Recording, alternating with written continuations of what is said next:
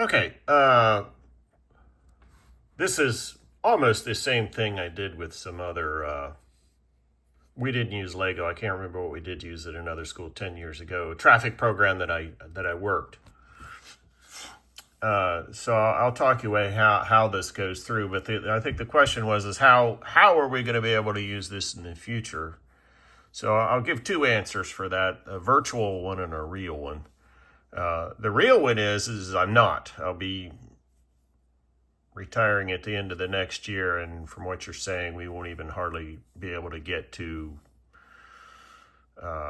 some of the clock things. So we just won't get this far. So it won't happen. And the reality is I'll never teach this again. And I've never taught it with PyTop. I did almost exactly the same thing with whatever we were using before. Like I said, it wasn't Lego. I don't remember what it was. Fisher Technic, I think. It may be something like that. So how this works, particular one, if I run the program, so the virtual answer is, let me explain how it's working. The stoplight, if you go over to the left here, it's cycling every few seconds. I think the red is 4 seconds, the green is 4 seconds, the yellow is 1 second, and it's cycling up here. And I'm keeping I haven't got my cursor close to it yet. My cursor is somewhere. Where's my cursor? Right here. So I haven't activated an emergency yet. But when over here, it just went from green to yellow to red. So the cycles should be there for 4 seconds. Okay, green, 2, 2, 3, 4, to yellow, 1 for a second. So, and then to red.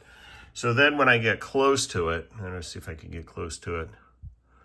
And that distance is 0.2 I saw somewhere up here in this line of code where my cursor is, about line 27.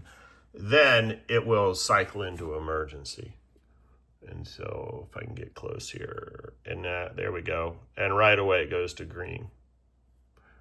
What happened? It worked before. Okay, maybe I didn't stay there long enough. Okay, so it's staying on green. It'll stay there quite some long time. In fact, it'll ask me if I'm timed out before it'll do that. So how would I use this? Well, I have used it already, and basically just to teach the coding. And in our example, we didn't use an emergency vehicle. We used one where you had a pedestrian push the pedestrian light, but then you had to take human factors engineering into account. So this was a good opportunity to do that with my students. Where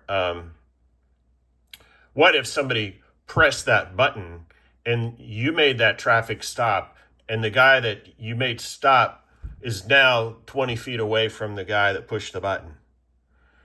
So then you have a different situation. So it was one of those things, you push the pedestrian button and you wait a little while for that light to actuate so that there's not that interaction between those people. So to me, a way to use this is not just to teach coding, but it's a way to bring human factors engineering into it as well, which I don't think we've discussed yet. But yeah, I mean, human factors engineering crosses all aspects of engineering, including digital electronics.